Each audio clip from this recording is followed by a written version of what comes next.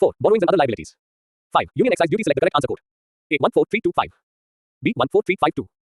C. 41523. D. 41352. Solution D. 5. 11. Arrange the recent trends in deficits in the decreasing order.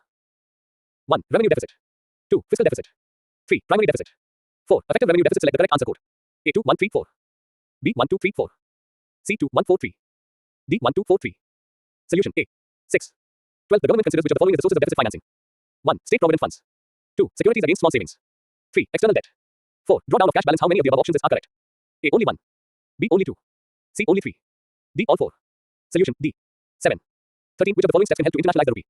1. Tax incentives to foreign businesses to utilize the rupee in operations in India. 2. RBI should pursue a more liquid rupee bond market. 3. Indian exporters and importers should be encouraged to invoice their transactions in rupee. 4. India signing currency swap agreements with other countries. 5. Rupee must be made more freely convertible. How many of the above statements are correct? A. Only 2. B. Only 3. C. Only 4. D. All 5. Solution D. Many reforms can be pursued to internationalize the rupee. It must be made more freely convertible, with the goal of full convertibility by 2060, letting financial investments move freely between India and abroad. This would allow foreign investors to easily buy and sell the rupee, enhancing its liquidity and making it more attractive. Additionally, the RBI should pursue a deeper and more liquid rupee bond market, enabling foreign investors and Indian trade partners to have more investment options in rupees, enabling its international use. Indian exporters and importers should be encouraged to invoice their transactions in rupee, optimizing the trade settlement formalities for rupee import-export transactions would go a long way. Additional currency swap agreements, as with Sri Lanka, would further allow India to settle trade and investment transactions in rupees without resorting to a reserve currency such as the dollar. Additionally, tax incentives to foreign businesses to utilize the rupee in operations in India would also help. The RBI and the Ministry of Finance must ensure currency management stability, consistent and predictable issuance, retrieval of notes and coins, and improve the exchange rate regime. 14. Consider the following statements. 1. In India, only the Ministry of Finance measures inflation. 8. 2. RBI through its Monetary Policy Committee (MPC) controls money supply in the market. 3. Inflation is indicative of the increase in the purchasing power of a unit of a country's currency. How many of the above statements are correct? A. Only 1. B. Only 2. C. All 3. D. None. Solution A. Only statement 2 is correct. Inflation. Inflation refers to the rise in the prices of most goods and services of daily or common use, such as food, clothing, housing, recreation, transport, consumer staples, etc. Inflation measures the average price change in a basket of commodities and services over time. The opposite and rare fall in the price index of this basket of items is called deflation. Inflation is indicative of the decrease in the purchasing power of a unit of a country's currency. RBI through its Monetary Policy Committee (MPC) controls money supply in the market. Inflation is measured by a central government authority, which is in charge of adopting measures to ensure the smooth running of the economy. In India, the Ministry of Statistics and Program Implementation measures inflation. Inflation is primarily measured by two main indices: WPI, Wholesale Price Index, and CPI, Consumer Price Index, which measure wholesale and retail level price changes, respectively. 15. The Tarapur Committee, constituted by the Reserve Bank of India, was a committee on offshore rupee markets. B. High Powered Committee on Urban Cooperative Banks. C. Committee on Capital Account Convertibility. CAC. D. Economic Capital Framework. ECF. Committee Solution. C. The Committee on Capital Account Convertibility (CAC) or Tarapur Committee was constituted by the Reserve Bank of India for suggesting a roadmap on full convertibility of rupee on capital account. 16. Consider the following statements regarding Wastro accounts. 1. A Wastro account is an account that the domestic bank holds for a foreign bank in the domestic bank's currency. 2. For an Indian entity, in case of trade with a foreign country, payments in rupee for the export and import of goods will go to these Wastro accounts. 3. The objective behind permitting Wastro accounts is to promote growth of global trade with emphasis on exports from India and to support the interests of the global trading community in the rupee. How many of the above statements are correct? A. Only 1. B. Only 2. C. All 3. D. None. Solution C. Wastro accounts are open to facilitate trade in rupee. 9. A Wastro account is an account that the domestic bank holds for a foreign bank in the domestic bank's currency, which in the case of India is the rupee. Payments in rupee for the export and import of goods will go to these Wastro accounts. The owners and beneficiaries of this money will be the exporters and importers in both the countries. The banks will keep the record of money transferred. What is a Nostro account? Two kinds of accounts, Wastro and Nostro, are often mentioned together. Both Wastro and Nostro are technically the same type of account, with the difference being who opens the account and where. So, if an Indian bank like the SBI wants to open an account in the United States, it will get in touch with a bank in the US, which will open a Nostro account and accept payments for SBI in dollars. The account opened by the Indian bank in the US will be a Nostro account for the Indian bank, while for the US bank, the account will be considered a Wastro account. What led to creation of the Wastro accounts? RBI put in place a mechanism to settle international trade in rupees, in order to promote growth of global trade with emphasis on exports from India and to support the increasing interest of the global trading community in the rupee. 17. Consider the following statements. 1. Core inflation is a measure of the total inflation within an economy, including commodities such as food and energy prices. 2. Core inflation typically rises and falls more gradually than inflation in food and fuel. 3. The 8 core industries comprise nearly 2/3 of the weight of items included in the IIP. How many of the above statements are correct? A. Only 1. B. Only 2. C. All 3. D. None. Solution A. Only statement 2 is correct. Core inflation, that is the inflation rate when prices of food and fuel are taken away. Core inflation typically rises and falls more gradually than inflation in food and fuel. 8 core industrial sectors that support infrastructure such as coal, crude oil, natural gas, refinery products, fertilizer, steel, cement, and electricity have a total weight of nearly 40% in the index of industrial production (IIP). 10. 2. Ecology and environment. 1. Consider the following statements. 1. All life on Earth is carbon-based. 2. Organic molecules contain carbon atoms that are bonded only to hydrogen atoms. 3. The presence of CH3+ in space tells us that basic building blocks for life exist there. How many of the above statements are correct? A. Only 1. B. Only 2. C. All 3. D. None. Solution B. Statement 2 is incorrect. The CH3+ molecule, which is also known as metal cation, has been detected in space for the first time by the James Webb Space Telescope (JWST). Organic molecules are carbon-based. They contain carbon atoms bonded to hydrogen atoms but can also bond to other elements, such as oxygen, nitrogen, or phosphorus. Everything that makes us and all life on Earth is carbon-based. CH3+ is a very simple organic molecule, just one carbon atom and 3 hydrogen atoms. But it reacts with other molecules to form more complex ones. Its presence in space tells us that basic building blocks for life are out there. 2. Consider the following statements. 1. Ambergris is a waxy substance that originates from the digestive system of protected sperm whales. 2. Sperm whales are a protected species under the Wildlife Protection Act, 1972. 3. Ambergris is a tradable commodity in India with regulations under the provisions of the Wildlife Protection Act, 1972. How many of the above statements are correct? A. Only 1. B. Only 2. C. All 3. D. None. Solution B. Statement 3 is incorrect. Ambergris, which means grey amber in French, is a waxy substance that originates from the digestive system of protected sperm whales. Ambergris is a rare substance which contributes to its high demand and high price in the international market. Traditionally, it is used to produce perfumes which have notes of musk. While there are records of it being used to flavor food, alcoholic beverages, and tobacco in some cultures in the past, it is rarely used for these purposes presently. While there is a ban on the possession and trade of ambergris in countries like the USA, Australia, and India, in several other countries it is a tradable commodity, though with limitations in some of them. In the Indian context, sperm whales are a protected species under Schedule 2 of the Wildlife Protection Act in possession or trade. 11. Of any of its byproducts, including ambergris and its byproducts, is illegal under provisions of the Wildlife Protection Act, 1972. 3. Consider the following statements. 1. Epoch is the broadest category of geological time. 2. The Anthropocene epoch below the present geological time interval, in which the Earth's ecosystem has gone through radical changes due to human impact. 3. Global warming, ocean acidification, mass-scale soil erosion, and the advent of deadly heat waves are numerous phenomena associated with Anthropocene epoch. How many of the above statements are correct? A. Only 1. B. Only 2. C. All 3. D. None. Solution B. Statement 1 is incorrect. The Anthropocene epoch is a term was first coined by Nobel Prize winning chemist Paul Crutzen and biology professor Eugene Stromer in 2000 to denote the present geological time interval in which the Earth's ecosystem has gone through radical changes due to human impact, especially since the onset of the Industrial Revolution. There are numerous phenomena associated with this epoch, such as global warming, sea level rise, ocean acidification, mass-scale soil erosion, the advent of deadly heat waves, deterioration of the biosphere, and other detrimental changes in the environment. The planet's geological time scale is divided into 5 broad categories: eons, epochs, eras, periods, epochs, and ages. While eon is the broadest category of geological time, age is the smallest category. Each of these categories is further divided into subcategories. For instance, Earth's history is characterized by 4 eons, including Hadean, oldest, Archean, Proterozoic, and Phanerozoic, youngest. 4. Consider the following statements regarding CITES agreement. 1. CITES is an international agreement between governments to ensure that international trade in wild animals and plants does not threaten the survival of the species. 2. Conference of the Parties, COP, which is the supreme decision-making body of CITES, applies a set of biological and trade criteria to evaluate proposals from parties to decide if a species should be in Appendix I or II. 3. When a country becomes a party to the CITES, it cannot import and export species that are covered under CITES must. How many of the above statements are correct? A. Only 1. B. Only 2. C. All 3. D. None. Solution. B. Statement 3 is incorrect. Convention on International Trade in Endangered Species of Wild Fauna and Flora is an international agreement between governments to ensure that international trade in wild animals and plants does not threaten the survival of the species. The convention entered into force in 1975 when India became the 25th party. A state that voluntarily agrees to be bound by the convention in 1976. All import, export, and re-export of species covered under CITES must be authorized through a permit system. 12. Every 2 years, the Conference of the Parties, COP, the supreme decision-making body of CITES, applies a set of biological and trade criteria to evaluate proposals from parties to decide if a species should be in Appendix I or II. 5. Consider the following statements regarding Neora Valley National Park. 1. Neora Valley National Park is located in Nepal. 2. It is known for its rugged and inaccessible terrain. 3. The park is home to the red panda. How many of the above statements are correct? A. Only 1. B. Only 2. C. All 3. D. None. Solution. B. Statement 1 is incorrect. A recent image captured by track cameras in the Neora Valley National Park in the hills of West Bengal has confirmed the presence of Royal Bengal tigers at an altitude of 10,509 feet above sea level. Neora Valley National Park in the Kalimpong district of West Bengal was established in 1986. It's a rich biological zone with diverse flora and fauna. The park is home to the red panda and is known for its rugged, inaccessible terrain. Source. 6. Consider the following statements regarding Amazon rainforest. 1. The Amazon rainforest covers an area twice the size of India. 2. 2/3 of the Amazon rainforest is located in Brazil. 3. El Niño typically brings more rain and lower the temperature of Amazon rainforest. How many of the above statements are correct? A. Only 1. B. Only 2. C. All 3. D. None. Solution. B. Statement 3 is incorrect. El Niño typically brings less rain and higher temperatures to the Amazon. The Amazon rainforest covers an area twice the size of India and holds tremendous stores of carbon, serving as a crucial buffer against climate change. 2/3 of it is located in Brazil. 7. Consider the following statements regarding the impacts of the sand mining. 1. It can alter the riverbed and change its course. 2. It causes river and estuary deepening, as well as the expansion of river mouths and coastal inlets. 3. It may result in saline water intrusion from the nearby sea. How many of the above statements are correct? A. Only 1. B. Only 2. C. All 3. D. None. 13. Solution. C. Impact of sand mining on the environment. Excessive sand mining can alter the riverbed, force the river to change course, erode banks, and cause flooding. It causes river and estuary deepening, as well as the expansion of river mouths and coastal inlets. It may also result in saline water intrusion from the nearby sea. In-stream mining can have far-reaching consequences that extend beyond the immediate mine sites. Every year, many hectares of fertile streamside land are lost, as well as valuable timber resources and wildlife habitats in riparian areas. Degraded stream habitats reduce fisheries productivity, biodiversity, and recreational potential. Sand mining is a direct cause of erosion and has an impact on local wildlife. Various animals rely on sandy beaches for nesting clutches, and mining has nearly wiped out gharials, a crocodile species in India. Sand mining in Chambal has had an impact on the population of gharials, a critically endangered species. A national Chambal sanctuary has been established for their conservation. 8. Consider the following statements. 1. CITES Appendix I lists species threatened with extinction and import or export permits for these species are completely banned. 2. CITES Appendix II includes species not necessarily threatened with extinction but in which trade must be strictly regulated. 3. The endangered Asian elephant is included in CITES Appendix I. 4. India has banned the domestic sales of ivory. How many of the above statements are correct? A. Only 1. B. Only 2. C. Only 3. D. All 4. Solution. C. Statement 1 is incorrect. CITES Appendix I lists species threatened with extinction. Import or export permits for these are issued rarely and only if the purpose is not primarily commercial. CITES Appendix II includes species not necessarily threatened with extinction but in which trade must be strictly regulated. The international ivory trade was globally banned in 1989 when all African elephant populations were put in CITES Appendix I. However, the populations of Namibia, Botswana, and Zimbabwe were transferred to Appendix II in 1997, and South Africa's in 2000 to allow one-off sales in 1999 and 2008 of ivory stockpile from natural elephant deaths and seizures from poachers. The endangered Asian elephant was included in CITES Appendix I in 1975, which banned the export of ivory from the Asian range countries. In 1986, India amended the Wildlife Protection Act 1972 to ban even domestic sales of ivory. After the ivory trade was globally banned, India again amended the law to ban the import of African ivory in 1991. 9. Consider the following statements regarding India's first comprehensive survey estimating the snow leopard population. 1. The survey was conducted by the Union Ministry of Environment, Forest and Climate Change (MoFCC). 2. The maximum number of snow leopards was estimated in Himachal Pradesh. 14. 3. The snow leopard is classified as vulnerable under IUCN Red List. How many of the above statements are correct? A. Only 1. B. Only 2. C. All 3. D. None. Solution. A. Only statement 3 is correct. India's first comprehensive survey estimates the snow leopard population at 718 in the wild. The maximum number of snow leopards was estimated in Ladakh 477, followed by Uttarakhand 124, Himachal Pradesh 51, Arunachal Pradesh 36, Sikkim 21, and Jammu and Kashmir 9. The survey, named Snow Leopard Population Assessment in India (SPAI), began in 2019 and involved collaboration between the World Wide Fund for Nature India, the Nature Conservation Foundation, and the Wildlife Institute of India. The snow leopard is classified as vulnerable and faces threats such as human-wildlife conflicts, free-ranging dogs, and poaching. Source. 10. Consider the following statements regarding various scales of organization of the environment. 1. Biosphere or ecosphere is classified usually at the continental scale, which includes climatically and geographically contiguous areas with similar climatic conditions. 2. Biome includes all the biotic and abiotic factors of the environment. Which of the above statements are correct? A. 1 only. B. 2 only. C. Both 1 and 2. D. Neither 1 nor 2. Solution. D. Ecosystem is the groups of organisms from all biological domains in conjunction with the physical abiotic environment. Biome is the continental scale, climatically and geographically contiguous areas with similar climatic conditions, grouping of ecosystems. Biosphere or ecosphere is all life plus the physical abiotic environment. 11. Which of the following explains why we should move away from coal-based power generation? 1. Combusting coal leaves behind partially burnt carbon particles that feed pollution and trigger respiratory disorders. 2. Coal emits nearly twice as much carbon dioxide as natural gas. 3. Open cast mining and underground mining of coal affect the vegetation pattern.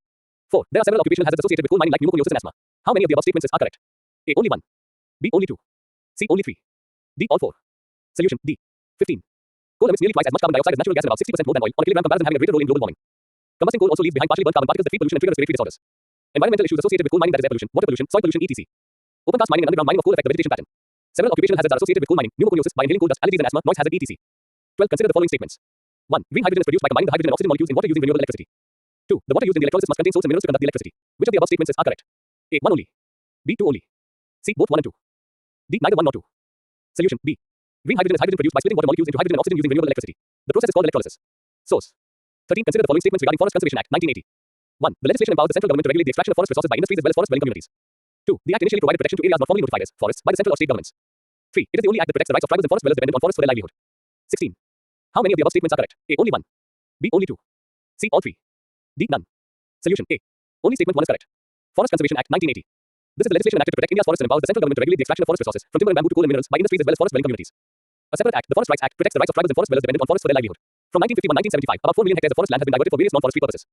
From 1980 to 2023, under the purview of the Act, only a million hectares have been diverted, a sign of its impact in reducing the pace of forest appropriation. However, such protection was only available for areas already marked out as forest in central or state government records.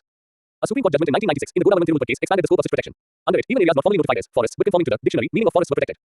14. Consider the following statements regarding manatees. 1. Manatees are large, aquatic mammals that are sometimes called sea cows. 2. Manatees are typically solitary animals, known to gather in warm waters during colder weather. 3. They are classified as vulnerable as per IUCN Red List. How many of the above statements are correct? A. Only 1. B. Only 2. C. All 3. D. None. Solution. C. Manatees, typically solitary animals, are known to gather in warm waters during colder weather. Manatees are large, aquatic mammals that are sometimes called sea cows. Manatees are herbivores that eat over 60 different types of plants. IUCN status, vulnerable. Source. 15. Consider the following statements.